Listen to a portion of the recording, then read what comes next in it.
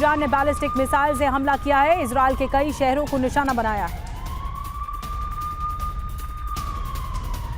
तो जानकारी मिल रही है कि बैलिस्टिक मिसाइल से अब तक कई वार कर चुका है ईरान थम नहीं रहा है, ईरान रुक नहीं रहा है और कई मिसाइलें अब तक दाग चुका है। युद्ध का 12वां दिन है आज और बैलिस्टिक मिसाइल से अटैक हो रहा है। बिल्कुल, और जैसे ये हमले चल रहे हैं सतीश जी, ऐसा क्यों लग रहा है कि जिस टारगेट या गोल को अचीव करने के लिए युद्ध शुरू किया गया, वो दो गोल, इंपॉर्टेंट गोल, वो बहुत दूर चले गए हैं। पहला ये कि ईरान न्यूक्लियर हथियार नहीं रखेगा, अब तो वो रखेगा ही रखेगा, उसको पता चल गया है। दूसरा, खामनेई को जानना होगा, खामनेई के समर्थन में तो ईरान में जबरदस्त लोग सड़कों पर आ गए और खामनेई की स्थिति वहां ज्यादा मजबूत हो गई।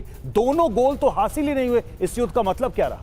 बिल्कुल, देखिए, एक के बाद एक जो कंडीशन अमेरिका के द्वारा चाहे इजराइल के द्वारा लगाए गए कि रिजीम चेंज के बाद, तो न्यूक्लियर आर्सेनल को लेकर पहले से भी दुनिया जानती है, अमेरिका भी जानता है कि इनरिचमेंट का कुछ जगह ऐसे हैं ईरान के पास जो अमेरिका और इजराइल को भी नहीं मालूम है और वो उसे पूरी तरह से त्यागने के लिए तैयार नहीं है।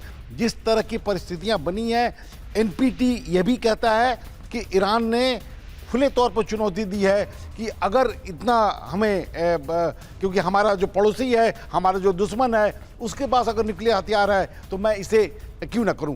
लेकिन 1950 से लेकर आज तक लगातार ईरान ये कहते आ रहा है कि हमारा न्यूक्लियर शांति के लिए है, हम अपने व्यवसाय और मेडिसिन में इसका यूज़ करना चाहते हैं। लेकिन पिछले 10 सालों में इनरिचमेंट का जो परसेंटेज था वो इजराइल और अमेरिका को मालूम था कि वो आणविक हथियार तब्दील करने के लिए है। अब यहाँ पर जियोपॉलिटिक्स को अगर देखें, ये दोनों देश की लड़ाई अद्भुत लड़ाई है, दोनों की सीमाएं नहीं मिलती। तकरीबन 1000 से 1500 किलोमीटर की दोनों देशों के बीच में दूरी है। जमीन की लड़ाई है ही नहीं, जमीन की लड़ाई है ही नहीं, जो सामान्यतः ट्रेडिशनल वार दो देशों के बीच में होता है, जैसा रसा और यूक्रेन के बीच में हो रहा है।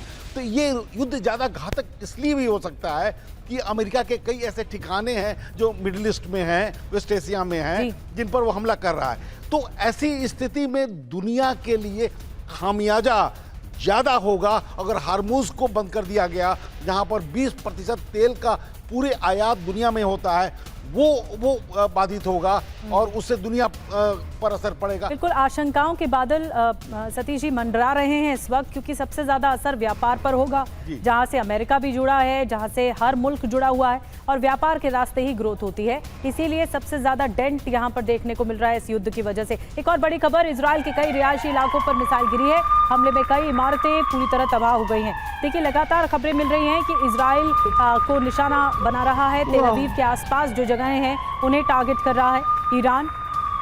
और ये जो धुएं का गुबार आप देख रहे हैं आसमान में, ये अंदेशा है कि और ज्यादा तबाही मची है इजराइल में। और देखिए, ईरान का इजराइल पर विध्वंसक हमला, बैलिस्टिक मिसाइलों से ये हमला किया इजराइल का, 10 मिसाइल मार गिराने का दावा भी सामने आया है। तो लगातार इजराइल की तरफ से ये भी दावा किया जाता है कि उन्होंने मिसाइलों को इंटरसेप्ट किया है, लेकिन तस्वीरें सामने आ रही हैं, बता रही हैं कि कई मिसाइलों ने अपने लक्ष्य को भेदा है। एक और बड़ी खबर, इजराइल के नबलस शहर पर ईरानी हमला हुआ है, नेवातिम बेस पर भी भीषण बमबारी हुई है।